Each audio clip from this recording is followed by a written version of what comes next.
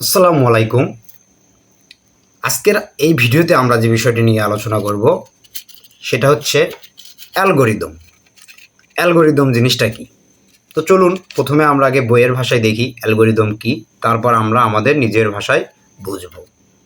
আচ্ছা, অ্যালগরিদম কোনো সমস্যা সমাধানকালে সমস্যার ধরন অনুযায়ী এর পর্যায়ক্রমিক বিশ্লেষণকেই অ্যালগরিদম বলে। যাই হোক, কমপ্লিকেটেড, একটু নিজের ভাষায় বুঝি। মনে করেন আগামীকাল আপনি একটি কাজ করবেন। আচ্ছা, তো সেই কাজটি সুষ্ঠুভাবে করার জন্য আপনি একটি টু ডু অ্যাপে বা আপনার ফোনের নোটপ্যাডে একটি রুটিন করলেন যে সকালে ঘুম থেকে উঠব, তারপরে এই কাজ করব, সেই কাজ করব করে আপনি আপনার যে আগামীকালে যে সমস্যাটা ছিল সেটার সমস্যার ধরন অনুযায়ী সেই অনুযায়ী আপনি একটা রুটিন করে সেই সমস্যাটাকে সমাধান করলেন। ঠিক একইভাবে কোনো প্রোগ্রাম করার পূর্বে আমরা সেই প্রোগ্রামটি কিসের ভিত্তিতে, সেটা হতে পারে আপনি কোনো সিনেমার হলের জন্য টিকিটিং সিস্টেমে একটা আপনার কাছে ধরেন কোনো একটা কাজ এসেছে, সেটার সমস্যা সমাধান করবেন।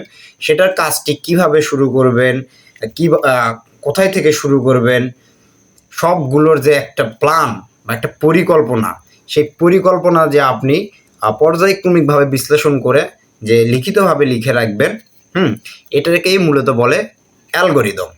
তো আশা করছি অ্যালগরিদম বিষয়টি আপনারা ক্লিয়ার হয়েছেন। এর পরবর্তী ভিডিওতে আমরা দেখব হচ্ছে ফ্লো চার্ট কি। ধন্যবাদ। আসসালামু আলাইকুম। এর আগের ভিডিওতে আমরা দেখলাম অ্যালগরিদম।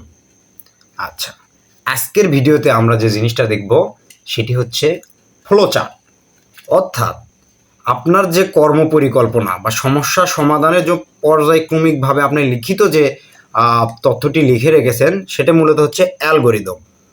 এবং এই অ্যালগরিদমের সচিত্র উপস্থাপনই হচ্ছে ফ্লো চার্ট। অর্থাৎ অ্যালগরিদমটিকে আপনি চিত্রের মাধ্যমে উপস্থাপন করবেন, যেটি আরও বোঝার জন্য সহজ এবং আরও মজার। তো আমাদের ফ্লো চার্টের প্রকারভেদ দুই প্রকার, একটা হচ্ছে সিস্টেম ফ্লো চার্ট, একটা হচ্ছে প্রোগ্রাম ফ্লো চার্ট। আচ্ছা, এখন দেখুন এই পাশে একটা উদাহরণ দেয়া আছে। ধরুন আপনার সামনে সমস্যা এসেছে কি, দুইটি সংখ্যার যোগফল নির্ণয় করতে হবে। আপনার কাছে এখন সমস্যা দিছে কি, দুইটি সংখ্যার যোগফল নির্ণয় করতে হবে।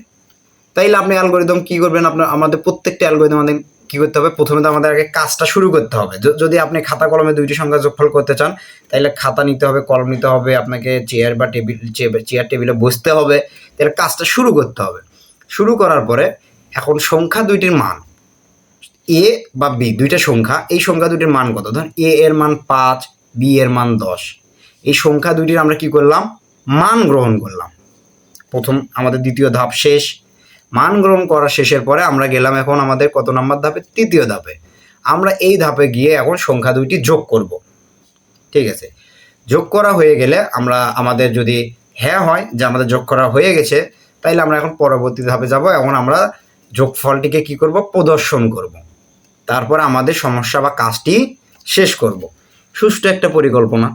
আমাদের এই অনুযায়ী কাজ করলে আমাদের দুটি সংখ্যার যোগফলে যে সমস্যা সেটা সমাধান হয়ে যাবে। এখন এইটা আরেকটু সুন্দরভাবে উপস্থাপন করার জন্য, চিত্রের মাধ্যমে উপস্থাপন করার জন্য আমাদেরকে ফ্লোচার্ট করতে হয়। ফ্লোচার্ট করার যে সিস্টেম হচ্ছে, এই যে কাজ শুরু, এই কাজ শুরুর যে চিত্র, সেই চিত্রটা হচ্ছে আমাদের সার্কেল। সার্কেলের মাধ্যমে আমরা কি হয়, আমাদের তখন আমরা বুঝতে পারবো যে এটা হচ্ছে শুরুকে আমাদের চিত্রে প্রদর্শন করার জন্য আমাদের এই সার্কেল দিতে হয়। দেওয়ার পরে কাজ শুরুর পরে আবার পরবর্তী ধাপে যেয়ে এই চিহ্নের মাধ্যমে আমরা কি করব, সংখ্যা দুইটির মান গ্রহণ করব। মানে আমাদের এটা, এই চিহ্ন হচ্ছে ইনপুট এবং আউটপুট মান গ্রহণের জন্য আমাদের এই চিত্রটি ব্যবহার করতে হয়। তাহলে আমরা কি করলাম, এখানে মান গ্রহণ করলাম, করার পরে এই যে আমাদের যে আয়তাকার যে চিত্রটি, এটা মূলত ব্যবহার করা হয় প্রসেসিংয়ের জন্য। অর্থাৎ কোনো কিছুর মান গ্রহণ করার পরে এখন যে কাজটা করবেন, মূল যে সমস্যা সমাধান করার যে প্রসেসিংটা করবেন, সেইটার চিত্র প্রদর্শন করা হয় হচ্ছে এই চিত্রের মাধ্যমে। তারপরে আমরা জানি ইনপুট এবং আউটপুটের চিত্র একই।